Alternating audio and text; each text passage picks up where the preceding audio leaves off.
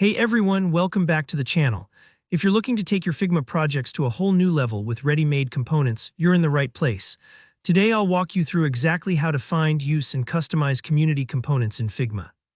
By the end of this tutorial, you'll know how to save tons of design time by tapping into what other talented creators in the Figma community have already built. Let's dive right in. First, make sure you're logged into your Figma account. Once you're at the Figma dashboard, take a moment to look around. There are a lot of options here, but what we want is right on the left-hand sidebar. Look for the section called Templates and Tools. Go ahead and click on that. This is essentially Figma's treasure trove of resources, where you can find pre-made components, templates, and all sorts of tools created and shared by designers from the Figma community. Think of it like walking into a library where every book is a potential shortcut for your next project. Now, you'll notice a whole range of creations here, but to stay focused, head straight to the search bar at the top. Here, where you're going to type in components. What happens now is Figma filters out everything and brings you all the community resources specifically labeled as components. These could be navigation bars, buttons, cards, icon sets, and so much more. If you're ever unsure which keyword to use, components is a great catch-all to start with. Once you see the results, take your time to browse through them.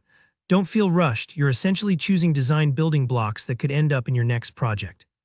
When you find a component that really fits what you're looking for, give it a click. This will bring up more details about the component, who made it, and some examples of how it can be used. Sometimes designers include little instructions or tips here, which can be super handy, especially if you're using something a bit more complex. When you're ready, you'll see a button labeled Open in Figma. Go ahead and select that. This is where the magic starts. Figma will open up the community-made component in a new file. Here's a quick tip. Take a moment to look over how the component is structured. Sometimes there are multiple variants, different states, or helpful organization in the Layers panel. This is your opportunity to learn from how other designers put things together. Next, it's time to bring this component into your own designs. All you have to do is select the component you want, copy it using the standard copy command, that's Command-C on Mac or Control-C on Windows. Then navigate to your own Figma project and just paste it right in. It really is that simple. Once the component is in your file here, where you can truly make it your own. Customize colors, adjust text, resize elements, or even dig into the nested layers to fit your specific needs.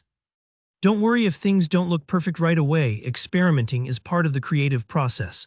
Think of it like borrowing a recipe from a friend and then adding your own spice to make it taste just right for you, and that's it.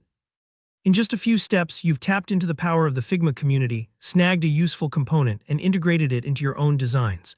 This is a huge time saver, and it gives you access to some seriously high-quality design work from people all around the world. If you found this tutorial helpful, don't forget to hit that like button, and let me know in the comments if you have any questions or want to see more Figma tips. And of course, subscribe for more step-by-step tutorials just like this. Thanks so much for watching and happy designing.